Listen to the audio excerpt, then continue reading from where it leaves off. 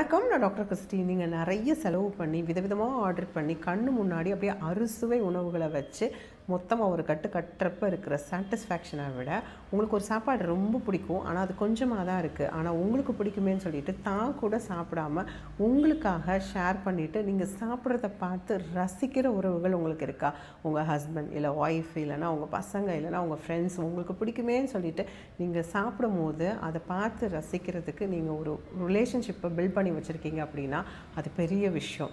சின்ன வயசில் ஸ்கூல் டேஸில் நாங்கள் ஏதாவது ஒரு சாக்லேட் இருக்குது, ஆனால் பக்கத்தில் யாராவது இருக்காங்க அப்படின்னா கிளாஸ்மேட் இருந்தால் அந்த ட்ரெஸ்ஸில் யூனிஃபார்மில் அப்படி வச்சு ஒரு கடி கடித்து ஷேர் பண்ணுவோம். அதே இது ரொம்ப க்ளோஸ் ஃப்ரெண்ட் இருந்தாங்கன்னா யூனிஃபார்மில் வச்சு கடிக்கும் போது சும்மா கொடு அப்படின்னு சொல்லும் போது எனக்கு அவ்வளோ ஹாப்பினஸ் இருக்கும். ஏன்னா கிளாஸ்மேட்ஸ்னால் அந்த மாதிரி எச்சில் படக்கூடாதுன்னு சொல்லிட்டு ட்ரெஸ்ஸில் வச்சு காக்கா கடி கடிச்சு கொடுப்போம். அதே இது ஃப்ரெண்ட்ஸ்னால் நமக்குள்ளே என்னடா இருக்குது சும்மா கடிச்சுதா அப்படின்னு சொல்லும் போது எனக்கான ஒரு ஃப்ரெண்டு அப்படிங்கிற ஒரு ஹாப்பினஸ் இருக்கும்ல. அந்த மாதிரி நம்ம எவ்வளோ காசு சம்பாதிச்சாலும் கிடைக்காத சந்தோஷம் எனக்குன்னு இருக்கிற ரிலேஷன்ஷிப்பை நான் பில்ட் பண்ணும்போது அது கிடைக்கும். அந்த மாதிரி நிறைய சொத்து சேர்க்கறதுக்கு ஓடுற ஓட்டத்தில் கொஞ்சம் நேரத்தை உங்களுக்கான உறவுகளை பில்ட் பண்ண சேருங்க. உங்கள் லைஃப் ரொம்ப ஹாப்பியாக இருக்கும்.